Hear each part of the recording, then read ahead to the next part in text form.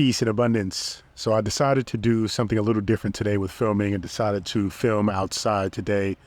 To be honest, I'm suffering from allergies, and to stand in front of a bright light right now just kills my eyes. So you may have noticed in a previous video, my eyes were a little red, and I tried to do it again today, just couldn't do it. So the shades actually has a purpose. Now, we've been elaborating and talking about manifestation, and particularly this past week or so, how to use your emotions to productively fuel your energy, fuel your objective, fuel the motivation to actually materialize and manifest the things that you want.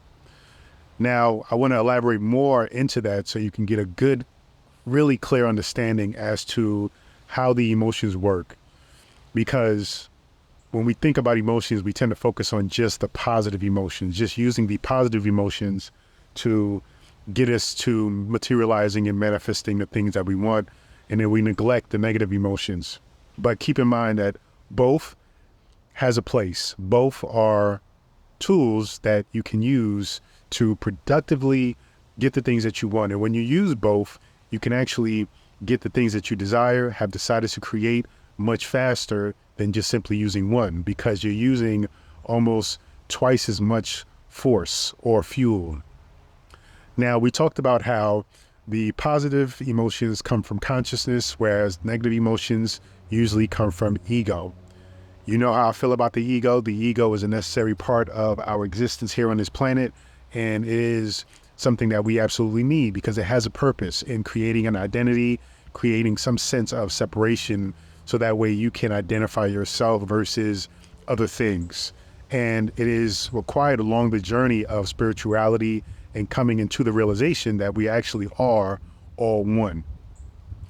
So now, as you get into understanding the nature of the positive and negative emotions and where they stem from, you have to recognize that when we get into thinking about our negative emotions, it comes from a place of push. It has a nature to push. Now, the reason why I say nature of push, because the ego is behind us, right? The ego is coming from a place of fear. That is a negative vibration. That is a negative emotion. And that is simply the place for it is to be behind us, to be in a space where it is trying to push us forward. It's trying to push us to make a breakthrough in life, to get through things, to get over things, to make change. So while we have the push happening, right, based on fears, based on trauma, based on bad experiences coming from the ego, all those negative emotions are trying to push you. You also have the positive emotions, the emotions that are trying to pull you toward the things that you want in life, pull you toward what it is that you wish to create, pull you toward where consciousness is actually trying to direct you to materialize and align with. So when you recognize that they both, when used properly, give you the momentum, give you the force to actually create the things that you desire a lot faster than simply focusing on one. Remember, the negative emotions, they are useful. They are great for breakthrough, because breakthrough implies that there was some level of frustration. There's a nature of violence or aggression behind the word breakthrough. And that's why we know that things like fear or frustration or anger, those emotions are in fact helpful, but they're not sustainable.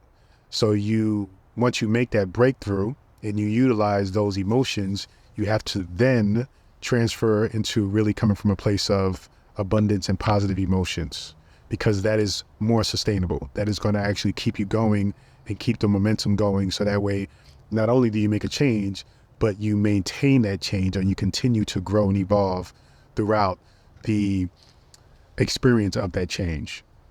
So you have to recognize that the emotions, there's a yin and yang to everything.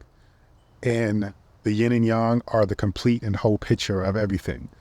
So to neglect one and focus on the other just doesn't work. You have to use both. Always both is the complete picture of everything. Both is absolute perfection.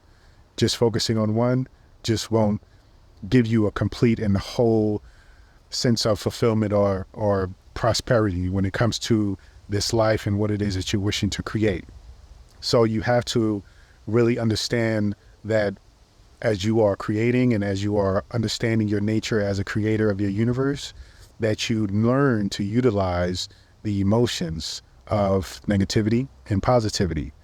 Recognize that these emotions are the yin and yang of the fuel that gets you through and to move forward into actually making things work or making things happen in alignment with what your consciousness is wanting and also what your ego doesn't want. So when you keep those things in mind and you recognize how both of those things are important, your consciousness and your ego and the emotions that they bring up, when you recognize those things, then you have everything you need to move forward in creating anything that you have decided to create. Thank you so much. Feel free to visit drabundant.com. Continue to join me on this journey. Peace and abundance always.